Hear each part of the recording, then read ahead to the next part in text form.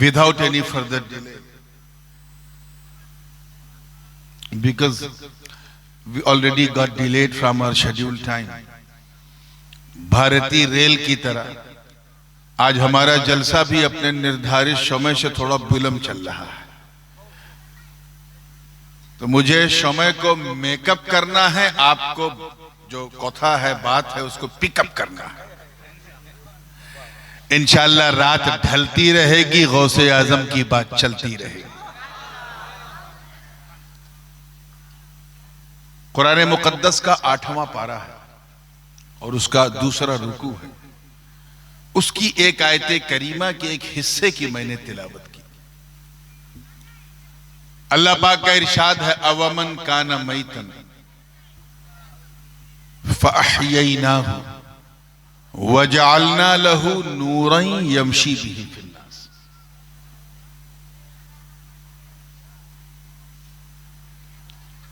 क्या वो मुर्दा था?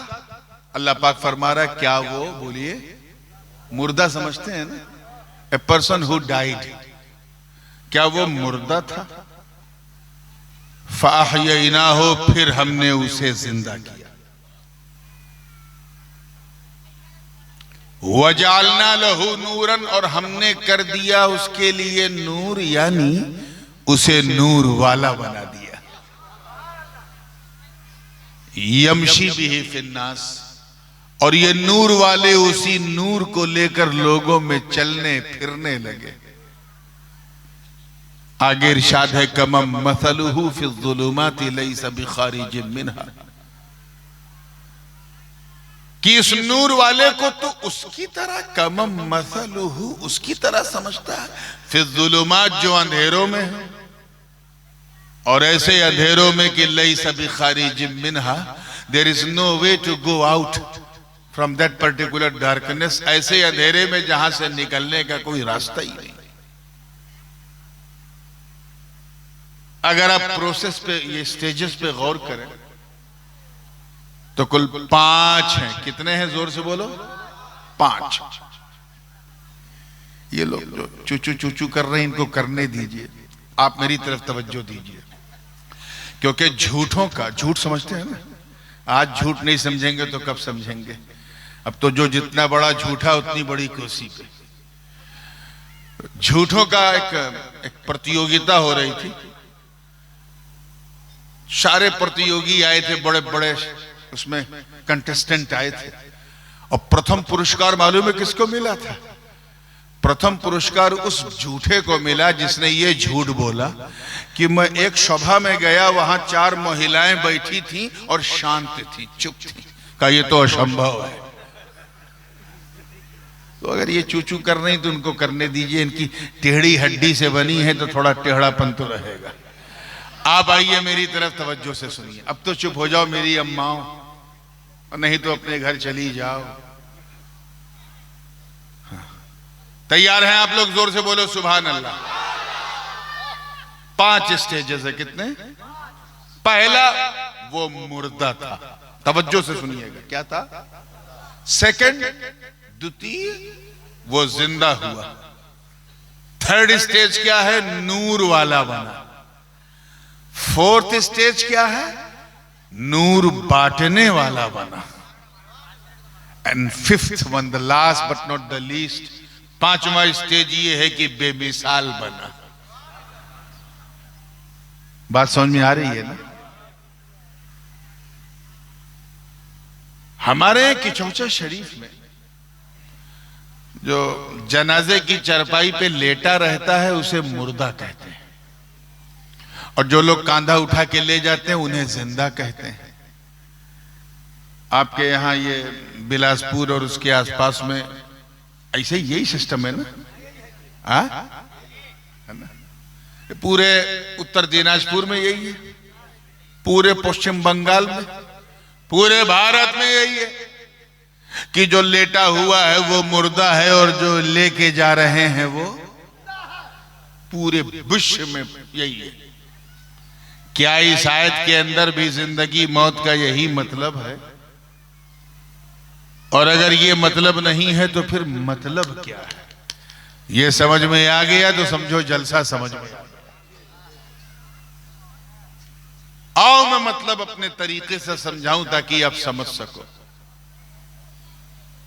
40 साल की हुजूर की जिंदगी हो चुकी थी, मक्के में है, ऐलाने नबूवत फरमाने का वक्त आ गया था। जबल अबी कुबैस की चोटी पे खड़े हैं, फारान की पहाड़ी पे, और सामने अबू जहल, अबू लहब, अदबा, शैबा, उमैया बिन खलफ, वलीद बिन मगीरा, बड़े बड़े आतंकवादी खड़े हैं। हुजूर ने सबसे पूछा, अच्छा ये बताओ, क्या मैं कभी झूठ बोलता हूं? सबने कहा है अब्दुल्ला के बेटे कैसी बात करते हो, आप और झूठ असंभव है। काफिरों ने कहा, जोर से बोलो, किसने कहा? सरकार ने फरमाया, क्या मुझसे कभी कोई झूठी बात सुनी? सबने कहा, हाशा कल्ला, आज तक नहीं सुनी। अगर मैं कोई तुम्हें खबर दूं तो उस पर यकीन करोगे? सबने कहा, है आमीना के लाल, आप बोलोगे तो हम यकीन कर लेंगे, क्योंकि सूरज पश्चिम से निकल सकता है मगर आमीना का लाल झूठ नहीं बोल सकता। ये काफिर मुशरिक लोग कह रहे थे। मौका था, माहौल था, दस्तूर भी था। मेरे सच्चे नबी ने अपने सच्चे खुदा का पैगाम अपनी कौम को दे दिया और कहा, ऐ लोगों, अगर तुम मुझे इतना सच्चा समझते हो, सत्यवादी समझते हो, तो फिर एक सत्य सुनो, एक सच्चाई सुनो, और वो ये है कि अय्युहन्नास क़ूलू ला इलाहा इल्लल्लाह तुफ्लिहू। ऐ लोगों, कह दो अल्लाह के सिवा कोई पूजा के योग्य नहीं, इबादत के लायक नहीं, कह दो कामयाब हो जाओगे।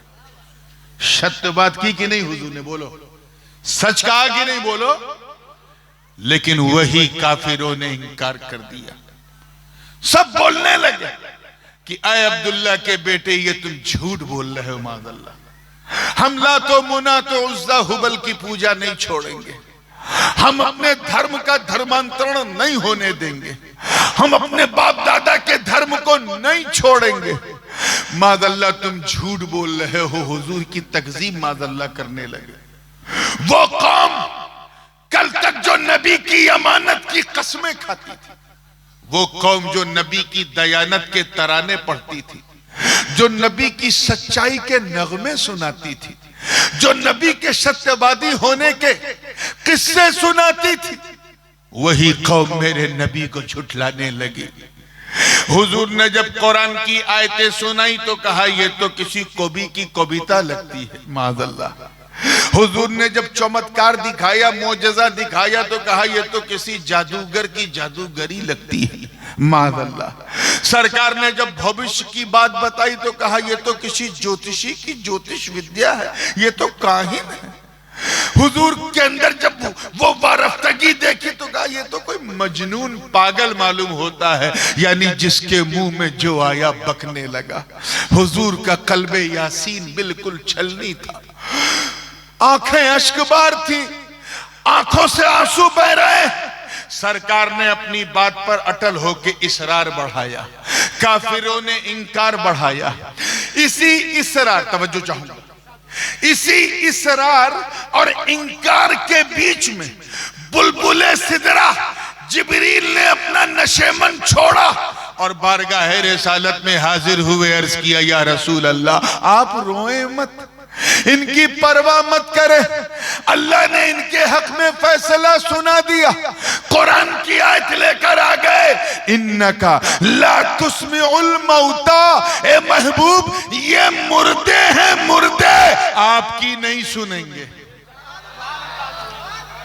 आप जरा ख्याल करें, चलते फिरते अबू जहल को कुरान ने मुर्दा कहा, खाते पीते अबू लहब को कुरान ने जोरे बोले क्या कहा? मुर्दा कहा। ऊंट की पीठ पे बैठा शैबा मार्केट जा रहा है, कुरान कह रहा है ये मुर्दा। अतबा जो है वो बिजनेस कर रहा है, कुरान कह रहा है ये मुर्दा। और उधर ओहद की वादी गवाह है, नबी के सगे चचा जान सैयदुश्शुहदा अमीर हमजा रज़ी अल्लाह ताला अन्हु सीने पे तीर लग चुका है, रूहे अमीर हमजा जिस्म से निकल चुकी है। दांतों से कलेजा चबाया जा चुका। सबने समझा कि अमीरे हमजा मुर्दा हो गए। बरगो समर ने समझा कि मुर्दा है, शम्सो कमर ने समझा कि मुर्दा है, खुशको तर ने समझा कि मुर्दा है, हर हर बशर ने समझा कि मुर्दा है। लेकिन इससे पहले कि उन्हें कोई मुर्दा कहता, तवज्जो, कहता, कुरान ने डांट के कहा, शट अप ला तक़ूलू लिमन युक़्तलु फी सबीलिल्लाहि अमवात बल अहयाउ वलाकिन ला तशऊरून। अल्लाह की राह में जो कत्ल हो जाए उसे मुर्दा न कहो, बल्कि वो जिंदा है।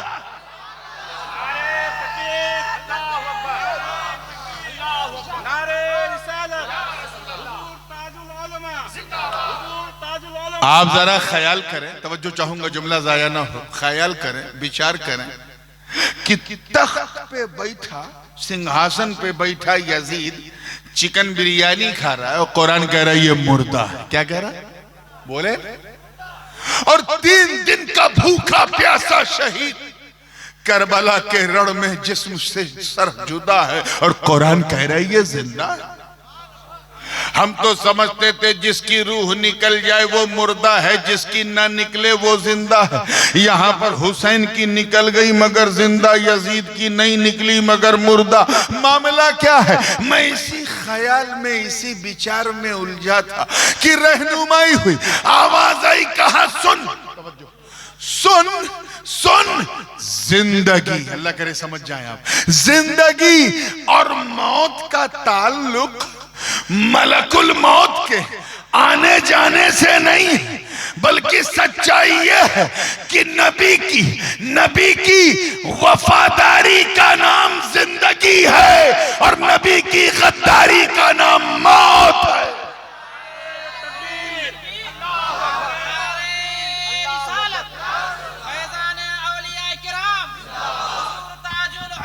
जिंदाबाद जिंदाबाद। नबी की वफादारी का नाम बोले जिंदगी है। क्या है? गद्दारी का नाम क्या है? अब अगला जुमला जरा दिल थाम के सुनो तो मजा आ जाएगा। यही वजह है, that was the main reason why, यही वजह है कि यजीद की गद्दारी ने यजीद को, बारगाह रिसालत में की गई गद्दारी ने यजीद को जीने नहीं दिया और हुसैन की वफादारी ने हुसैन को मरने नहीं दिया। बेशक हक है, बल्कि ऐसा जीवित रखा, ऐसा जीवित रखा, ऐसा जिंदा रखा कि हर घर में हुसैन, हर दिल में हुसैन, हर बाड़ी में हुसैन, हर मोहल्ले में हुसैन, हर शहर में हुसैन, अमेरिका से लेके ऑस्ट्रेलिया तक, यूरोप से लेके अफ्रीका के जंगलों तक ऐसा छा गए हुसैन कि सिर्फ मुरीदों के नारों में नहीं, बल्कि सच्ची बात यह है कि बस्ती बस्ती में हुसैन, करिया करिया में हुसैन।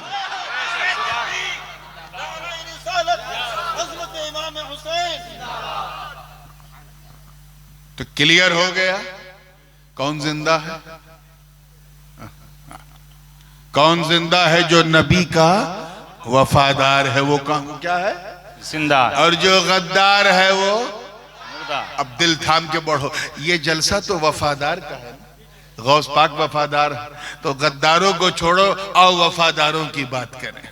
अबू बकर सिद्दीक नबी के वफादार अपनी कब्र में जिंदा है। हजरत उमर नबी के वफादार अपनी कब्र में जिंदा है। उस्मान गनी नबी के वफादार अपनी कब्र में जिंदा है। मौला अली नबी के वफादार अपनी कब्र में जिंदा है। इमाम हसन नबी के वफादार अपनी कब्र में जिंदा है। हुसैन नबी के वफादार अपनी कब्र में जिंदा है। तमाम अइम्मा ताहिरीन नबी के वफादार अपनी कब्र में जिंदा है। अरे कादिरियों, घबराओ मत, गौसे आजम नबी के वफादार अपनी कब्र में जिंदा।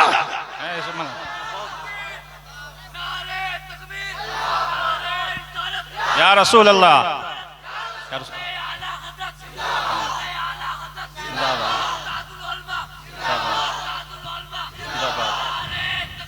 अल्लाहु अकबर। हर वली नबी का वफादार। जोरे बोले, हर वली नबी का, हर वली अपनी कब्र में जिंदा है। अच्छा, ये थोड़ा सा आपका मूड पर रखने की कोशिश करें। इतना तो आप भी जानते हैं, सबको पता है कि लेन देन जो है ये जिंदों में होती है। किसमें होती है? मुर्दों में नहीं होती। क्रेडिट, डेबिट, ये सब जिंदों में चलता है। ट्रेडिंग, लीडिंग, डीलिंग, वार्तालाप, ये सब किसमें होता है? बोलो। जिंदों में। मुर्दों में नहीं होता। एक मुर्दा है और एक जिंदा है तब भी नहीं होगा। दोनों का जिंदा होना जरूरी। एक कब्रिस्तान से सफेद सफेद कफन पहन के मुर्दा निकला और एक पान की दुकान पे पहुंचा और कहा, खिला दे एक बीड़ा पान। पान वाला देखा तो हो गया हैरान, चेहरे से परेशान। कहा, तुझे तो जाना था शमशान, तू कैसे आ गया अज़राए कब्रिस्तान और मांग रहा है मुझसे पान? अरे ले ले मेरी सारी दुकान, छोड़ मेरी जान, जा कब्रिस्तान। अरे यार, हंस तो दिया करो, मुस्कुरा दो। इस पे कोई जीएसटी नहीं है, जितना चाहो मुस्कुराओ।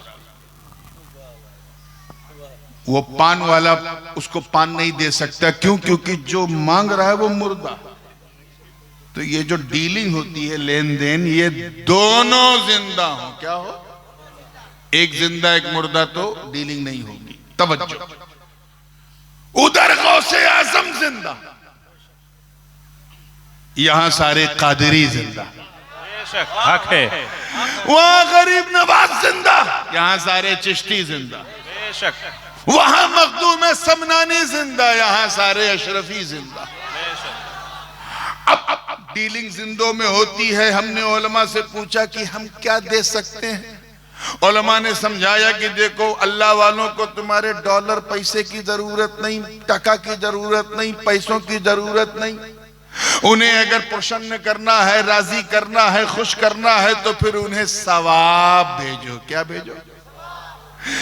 फिर उलमा से पूछा क्या क्या सवाब है। उलमा ने बताया, कुरान पढ़ना सवाब, नात पढ़ना सवाब, मनकबत पढ़ना सवाब, गरीबों को खिलाना सवाब, लंगर पकाना सवाब, फातिहा दिलाना सवाब, लंगर को बांटना सवाब। हमने जलसा किया, तकरीर कराई, उलमा को इकट्ठा किया, नात पढ़े, मनकबत पढ़े, बिरयानी बांटा, लंगर बांटा, सारा सवाब इकट्ठा किया और इकट्ठा करके भेज दिया।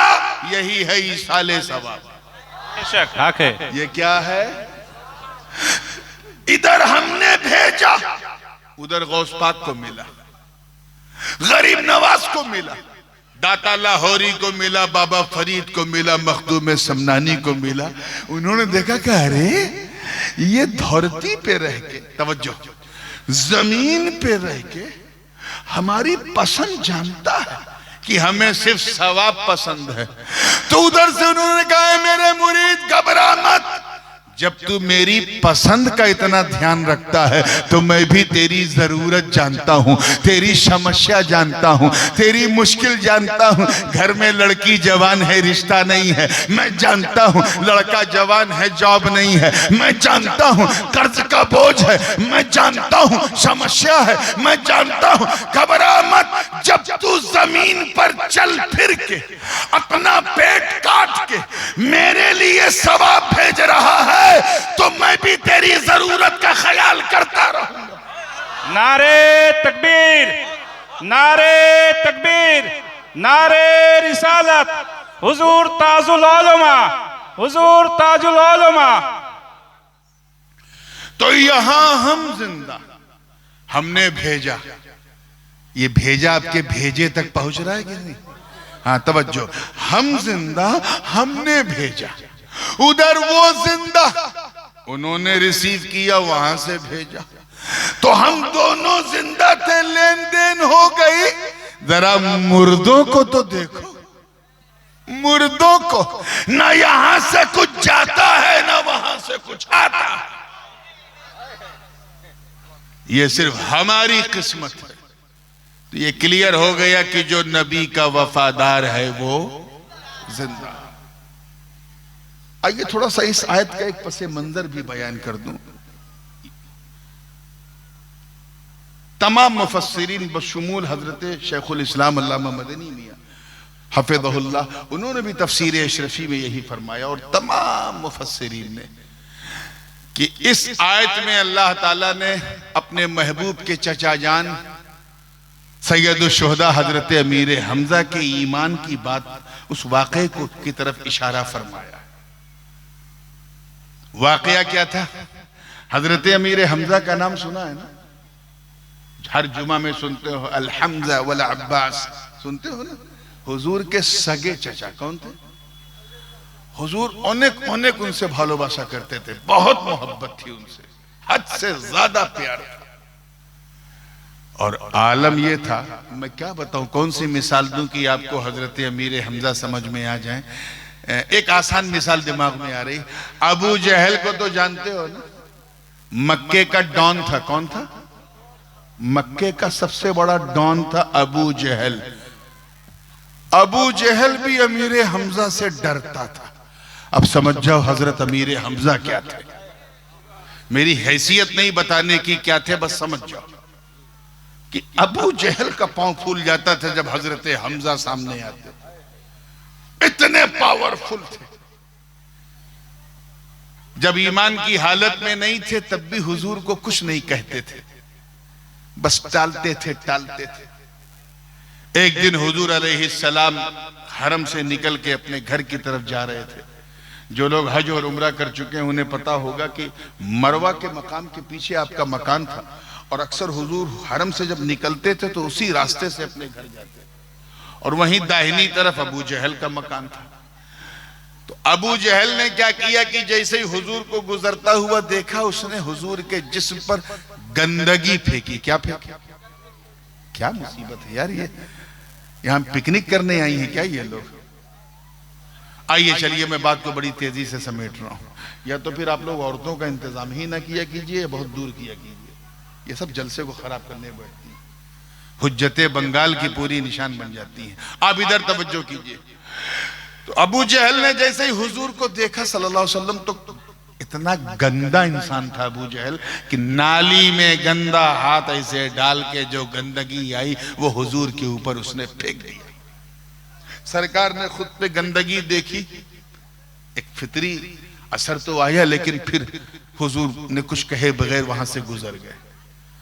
एक देखने वाले ने ये मंजर देखा, और जिसने देखा वो हजरत अमीर हमजा का गुलाम था। और ये उस जमाने की बात है जब हजरत अमीर हमजा हालत ईमान में नहीं थे। वो घर पहुंचा तो कहा, है अमीर है हमजा, ये बताइए कि आपको अपने परिवार में सबसे ज्यादा प्यार किससे है, किससे आप सबसे ज्यादा भालोबासा करते हैं? हजरत अमीर हमजा ने कहा, अगरचे मोहम्मद इब्ने अब्दुल्ला मेरी बात नहीं मानता, मैं उसकी नहीं मानता, लेकिन मैं सबसे ज्यादा उसी से प्यार करता हूं। अच्छा बहुत करते हैं? हद से ज्यादा करता। तो कहा चाहिए बताइए, अगर आपके भतीजे मोहम्मद इब्ने अब्दुल्ला पर कोई गंदगी फेंके तो आप बर्दाश्त करेंगे? कहा अगर उसने ऐसा किया है और ये बात साबित हो जाए तो मैं पूरी गंदगी में उसे डाल दूंगा। कहिए अबू जहल ने ऐसा किया है? कहा तूने खुद देखा अपनी आंख से? कहा मैंने खुद देखा। कहा चल मेरे साथ। हजरत अमीर हमजा ने हाथ में डंडा लिया अपना, और वो अबू जहल जिसके दरवाजे के आगे से कुरैश धीरे धीरे बात करते हुए जाते थे कि कहीं अबू जहल को जलाल ना आ जाए, उस अबू जहल के दरवाजे को लात से बूट की नोक से मारा और कहा निकल बदबख्त। अबू जहल थरथराते कपकपाते हजरत अबू याला हजरत अमीर हमजा की बारगाह में हाजिर हुआ। का क्या हुआ? का तूने मेरे भतीजे के जिस्म पे नापाकी फेंकी? तेरी औकात, तेरी हिम्मत। अबू जहल बड़ा अय्यार था, उसने मक्कारी की। का देखो हमजा, ऐसी बात है कि वो हमारे माबूदों को, हम जिनकी पूजा करते हैं, ये उनको कहता है ये गलत है, ये लात मुनात उज्जा हुबुल, तो वो हमारे माबूदों पे कीचड़ उछालता है, इसीलिए हमने उस पर कीचड़ उछाल दिया। इतना सुन्ना था, तवज्जो तवज्जो, इतना सुन्ना था कि हजरत अमीर हमजा का नूरे ईमान चमक उठा। अब वो मैतन से फ़अहयैना हो की मंजिल पे आ गए, जलाल का एक तेवर चेहरे पे जाहिर हुआ। फरमाते बदबख्त, क्या गलत कहता है मेरा भतीजा, क्या गलत कहता है। अरे सुन, तू उसको पूजता है जिसे तूने बनाया है, वो उसे पूजता है जिसने उसे बनाया।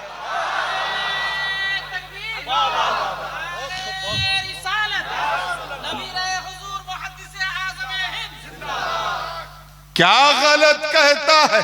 अरे तू कौन होता है कीचड़ फेंकने वाला। हजरत अमीर हमजा की आवाज में घनघरा जा चुकी थी, जबान चल रही थी। उसी कैफियत में फरमाया, रब्बे काबा तू गवाह हो जा, मैं तेरे रसूल के सबसे बड़े जानी दुश्मन अबू जहल की आंखों में आंखें डाल के कह रहा हूं, अशहदु अल्ला इलाहा इल्लल्लाह व अशहदु अन्ना मुहम्मदन अब्दुहु व रसूलुहु। क्या कैरेक्टर था, अल्लाह क्या किरदार था। मुफस्सिरीन फरमाते हैं कि वो हजरत हमजा की जो कुफ्र वाली हालत थी उसे मुर्दे से ताबीर किया। किससे? और जब उन्होंने कलमा पढ़ा तो उसे फ़अहयैना हो से वजअलना लहू नूरा, और हमने उसे नूर वाला बना दिया। आए आए, ये तीसरा स्टेज है। कौन सा है? ये भी ऐसे नहीं मिलता है। अल्लाह पाक का इरशाद है कुरान मुकद्दस में, फमन युरिदिल्लाह, जब कोई बंदा इरादा करता है हिदायत का, अन यहदियहु यशरह सदरहु लिल इस्लाम, तो अल्लाह ताला उस बंदे के सीने को इस्लाम के लिए खोल देता है। तवज्जो से मैं फिर दोहरा रहा हूं, जब अल्लाह ताला किसी बंदे को हिदायत देने का इरादा फरमाता है तो उसके सीने को इस्लाम के लिए, जोर से बोलो, खोल देता है।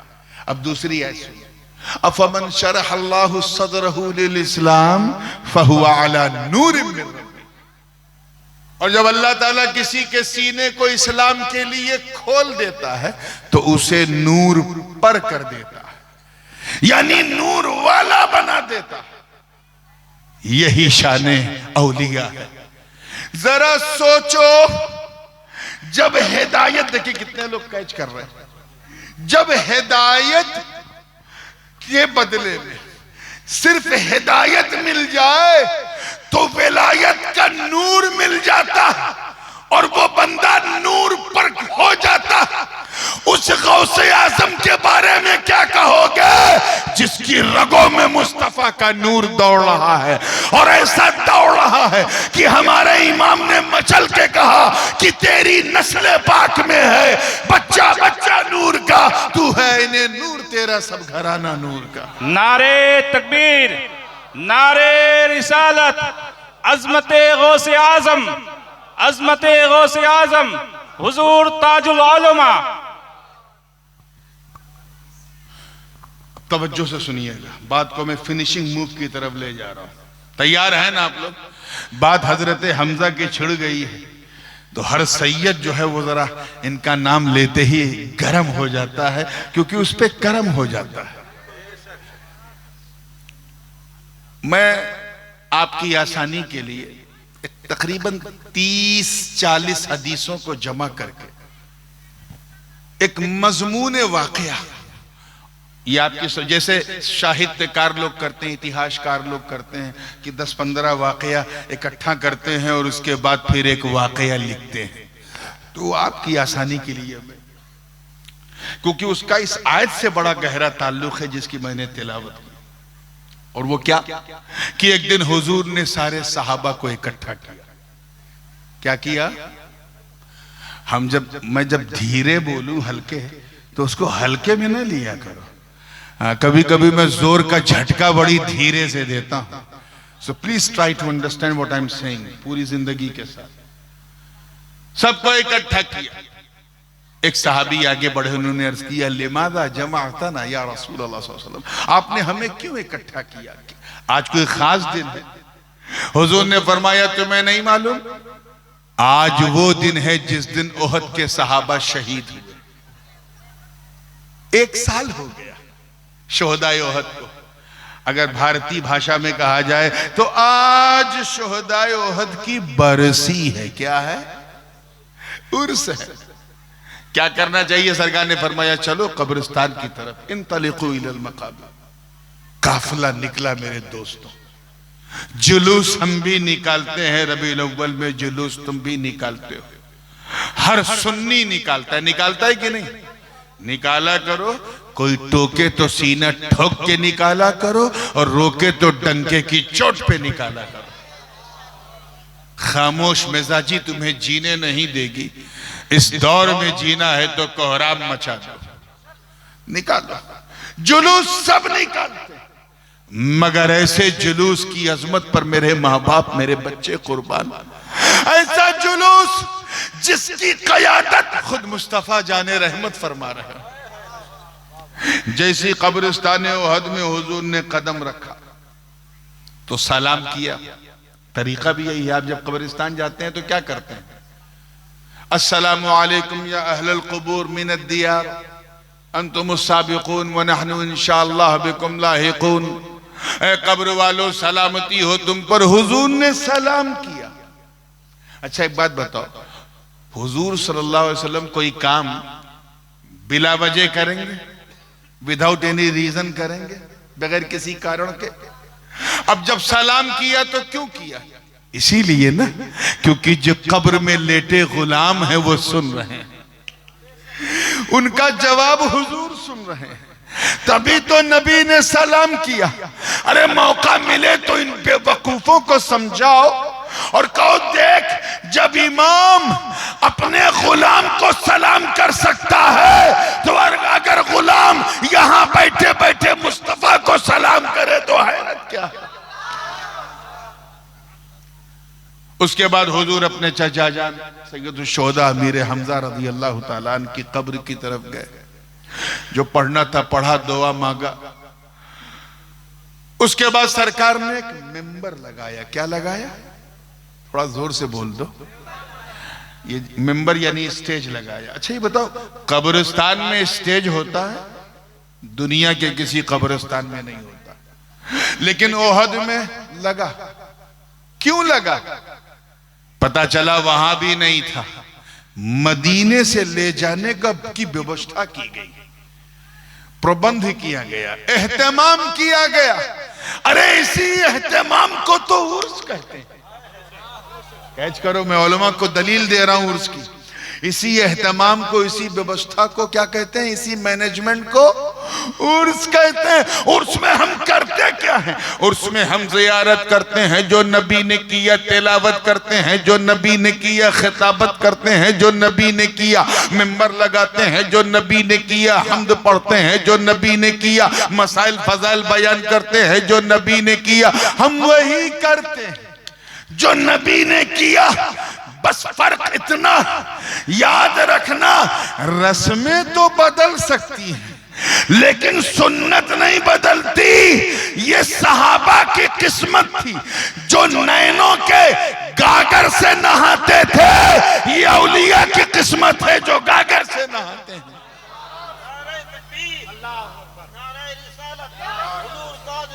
बात को खत्म कर रहा हूं। अब देखें जरा सा तस्वीर का ये रुख।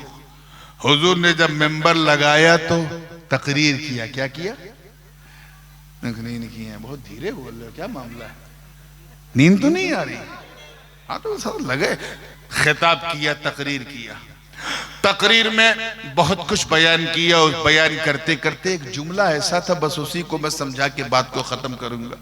हुजूर ने फरमाया, ऐ लोगों, मैं अपनी हकीकत के रुख से एक पर्दा उठाने जा रहा हूं। सारे पर्दे उड़ गए तो अबू बकर क्या, जिब्रील भी बर्दाश्त नहीं कर पाएंगे। लम यारिफुनी हकीकतन गैर रब्बी या अबा बकर, कोई नहीं पहचानता मेरी हकीकत। मैं एक पर्दा। सब हमतन गोश सुन रहे हैं। हज़रत हुजूर ने अपना हाथ उठाया और फरमाया, ओती तो तवज्जो तवज्जो अल्लाह करेगी, जुमला जाया ना हो। ओती तो बेमफाती है खज़ाइनिल अर्द, अल्लाह ने मुझे तमाम जमीनों के तमाम खजानों की तमाम चाबियां दे दी। आप लोग चाबी कहते हो कि कुंजी कहते हो? चाबी ना की। तमाम जमीनों के तमाम खजानों की तमाम चाबियां दे दी।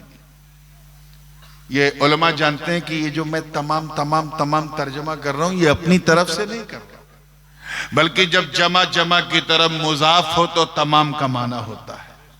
और यहां जो जमा है वो जमा मुंतहल जुमू है, और जिसकी तरफ मुजाफ है वो भी जमा मुंतहल जुमू। यानी देखिए कितने लोग कैच कर रहे हैं, यानी पूरी सृष्टि में, पूरी कायनात में कोई ऐसी नेमत नहीं जिसकी चाबी दस्ते मुस्तफा में ना हो। कैच करो, कैच करो। हुजूर वही तो फरमा रहे हैं, अल्लाह ने मुझे तमाम जमीनों के तमाम खजानों की तमाम चाबियां दे दी।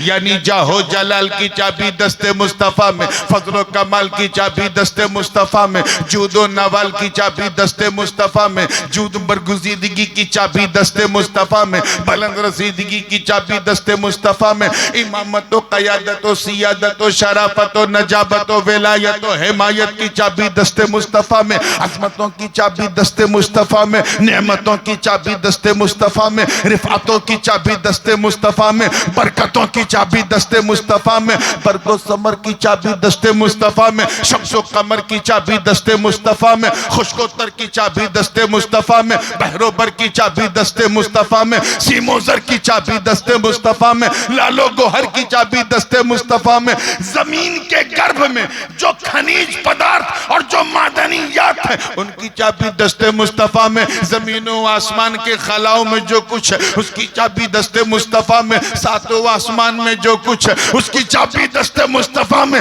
दरिया की गहराई में जितनी नेमतें हैं सबकी चाबी,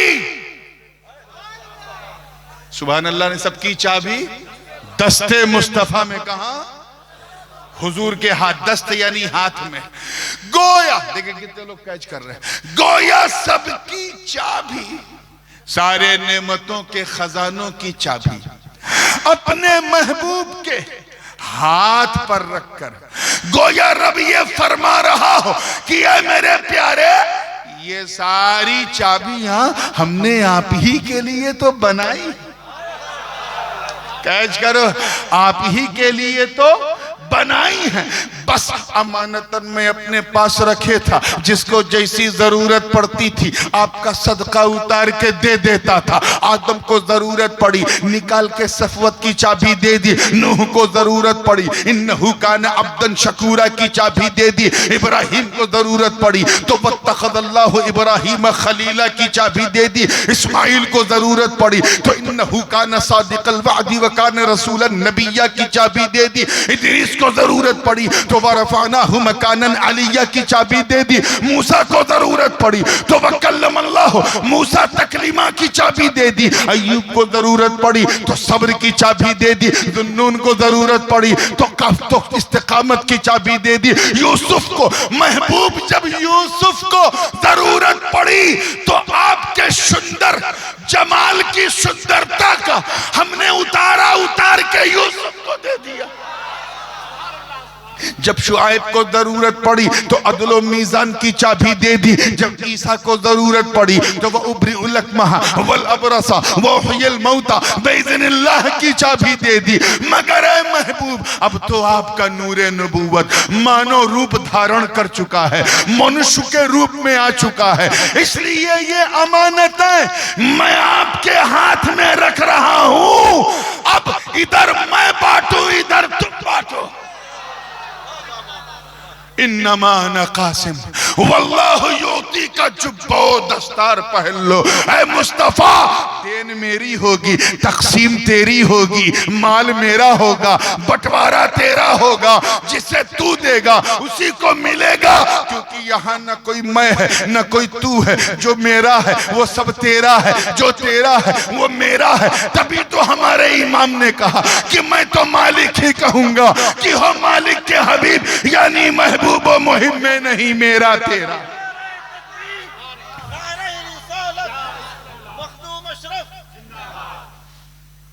बात समझ में आ रही है ना? दस्ते पाके हबीब में सारी चाबी कहां आ गई? हुजूर के दस्ते पाक में। सहाबा की किस्मत देखो, सामने अबू बकर सिद्दीक खड़े थे, मेरे आका ने मुस्कुरा के सदाकत की चाबी दे दी।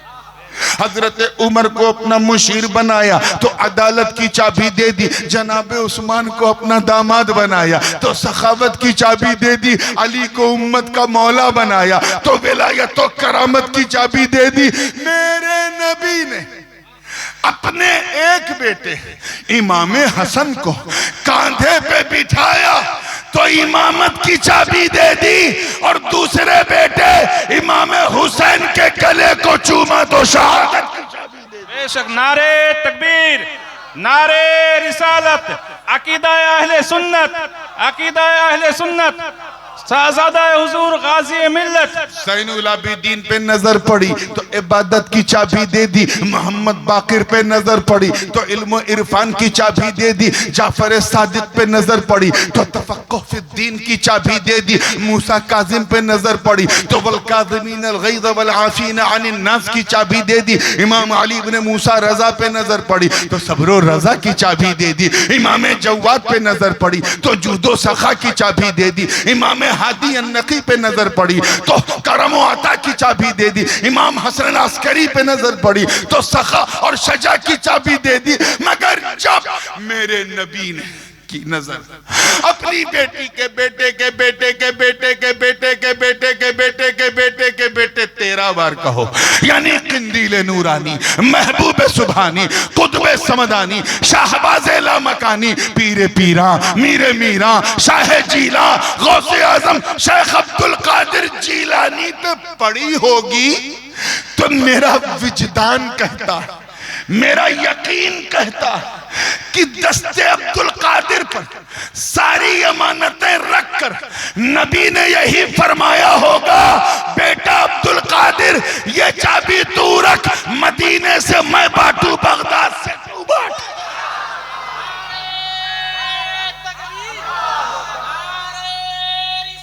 या रसूल अल्लाह जिंदाबाद, जिंदाबाद। बगदाद से तू बांट, मदीने से मैं बांटू। चुनांचे ऐसा बंटवारा किया कि अब जिसको मदीने से मिलना है उसे बगदाद वाले गौस से मिलना। परतबे नूरे पाके मुस्तफा बनकर गौसे आजम ने जिस तरह तकसीम की है, तकसीम का आलम यह था कि जब लोग लेते थे तो चेहरा तकते रहते थे, धड़कनों पर हाथ रख के कहते थे कि चेहरा तो अब्दुल कादिर का है, जलवा मुस्तफा का नजर आ रहा, जलवा मुस्तफा का नजर आ रहा। ये बड़ा वास्ट और बहुत फैला हुआ उन्वान है और अभी दुआ और सलाम भी है। मैंने सोचा था कि मैं 1 घंटा सवा घंटा जो भी मेरा समय है मैं उसमें अपनी बात को, अपनी वाणी को विराम दूंगा। अगर इस मजमून को आपको आगे से टू बी कंटिन्यूड आगे सुनना है तो 26 तारीख को गालिबन मैं शासन में हूं और 27 को वाजिदपुर में हूं, आपके करीब में। जहां चाहिएगा आइएगा और जरा पहले आइएगा ताकि मैं भी पहले आ जाऊं, ठीक है? आज थोड़ा लेट हो गया, ठंडक का मौसम है, अपनी सेहत का ख्याल रखें। आज मैं कोई इस्लाही बात नहीं कर पाया क्योंकि मनक़बती जलसा था। बस चलते चलते इतना कहूँगा, ये सारी एक्टिविटीज़, ये सारे जलसे, इसकी सारी बरकतें हमारे मुंह पे मार दी जाएंगी अगर हमने नमाज को कायम नहीं किया। So please try to establish your 5 times prayer. अपनी नमाज को स्थापित करो, ऐसे मुसलमान बनो कि जब तुम्हें गैर देखे तो कहे वाह, जब बंदा ऐसा है तो मौला कैसा होगा, जब उम्मती ऐसा है तो इसका नबी कैसा होगा। अल्लाह पाक हम सबको सच्चा, पक्का, सुन्नी, सहीहुल अकीदा मुसलमान बनाए रखे। अगर खामोश रहूं मैं तो तू ही सब कुछ है, जो कुछ कहा तो तेरा हुस्न हो गया महदूद। व आखिर दावाना